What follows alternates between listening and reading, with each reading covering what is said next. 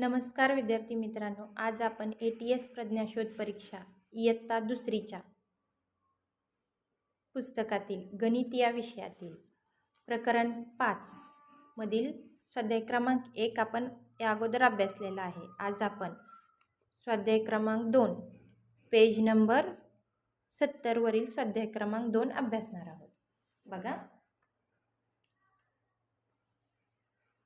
या अगोदर तुम्हाला मी पाढे संकल्पना म्हणजे समजावून सांगितलेले आहेत की बेरजेच्या रूपात ते असतं तेच गुणाकाराच्या रूपात करायचं असतं.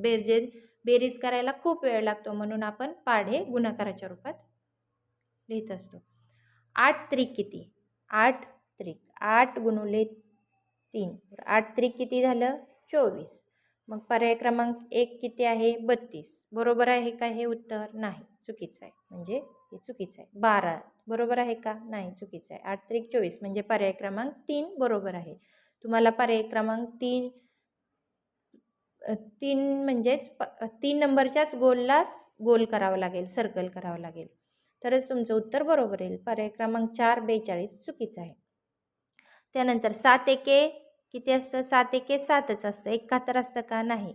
17 असतं का? नाही. 7 एके 1 असतं का? नाही. 7 एके 7च. बघा किती सोपा प्रश्न होता.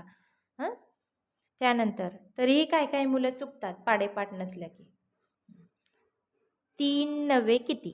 3 नवे म्हणजे 3 गुणुले 9. 3 नवे किती झालं? 27. मग आता बघू.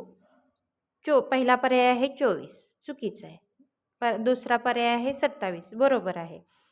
तिसरा पर्याय 30, चुकीचा आहे. 21, चौथा पण पर्याय चुकीचा आहे. म्हणजे पर्याय क्रमांक 2 आपलं बरोबर उत्तर आहे. त्यानंतर खालीलपैकी बरोबर गुणाकार कोणता? गुणाकार पण यायला पाहिजेच, म्हणजेच पाडे यायला पाहिजेत. ज्याचं पाडे आहे बरोबर पाठ आहेत त्याला पटकन गणित सुटतं. बघा, 8 दोन्ही काय असतं? 16.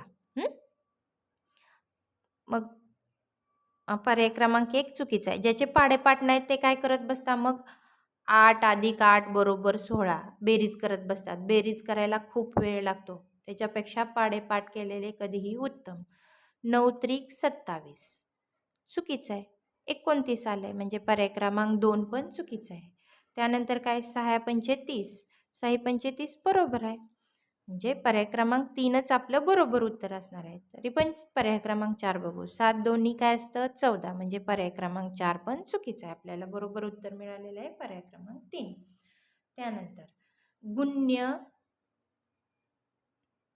5 व गुणक 8 असेल तर गुणाकार किती? बघा, गुण्य गुणक संकल्पना कशी असते? आता बघा, गुण्य याचा अर्थ 5 गुणुले 8. हे वरचं जे असतं ना ते गुण्य असतं. या वरच्या ह्याला काय म्हणायचं? गुण्य. गुण्य 5 आहे. गुणक काय आहे? म्हणजे ज्या संख्येला आपण गुणतो ती गुण्य आणि ज्या संख्येने गुणतो ती काय झाली? गुणक. गुणक म्हणजे 5ला कोणत्या संख्येने गुणतो? 8ने. म्हणून ती काय झाली? 8 ही काय झाली? गुणक. ह्या दोघांचा गुणाकार काय झाला? 8 पंचे 40. म्हणजे हे जे उत्तर आलंय ते काय झालं? गुणाकार. म्हणजे गुण्य गुणाकार ही संकल्पना समजली ना तुम्हाला? गुण्य गुणुले गुणक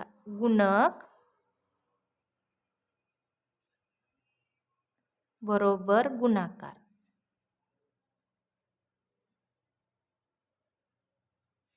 म्हणजेच 5 गुणुले 8 बरोबर 40. गुण्य गुणाकार ही संकल्पना समजली. मग उत्तर काय आलं आपलं? 40. पहिला पर्याय 30 आहे म्हणजे हे पण उत्तर चुकीचं आहे. दुसरा पर्याय 40 बरोबर आहे. आपलं उत्तर 40 आलं आहे. तिसरा पर्याय 13 चुकीचं आहे. चौथा पर्याय 35 चुकीचं आहे. म्हणजे आपले बरोबर उत्तर काय येणार आहे? पर्याय क्रमांक 2. अशा प्रकारे ATS प्रज्ञाशोध परीक्षा इयत्ता दुसरीच्या पुस्तकातील गणित या विषयातील प्रकरण 5 पाढे या प्रकरणातील स्वाध्याय क्रमांक 2 आपला अभ्यासून झालेला आहे. यानंतर भेटूया पुढील भागात.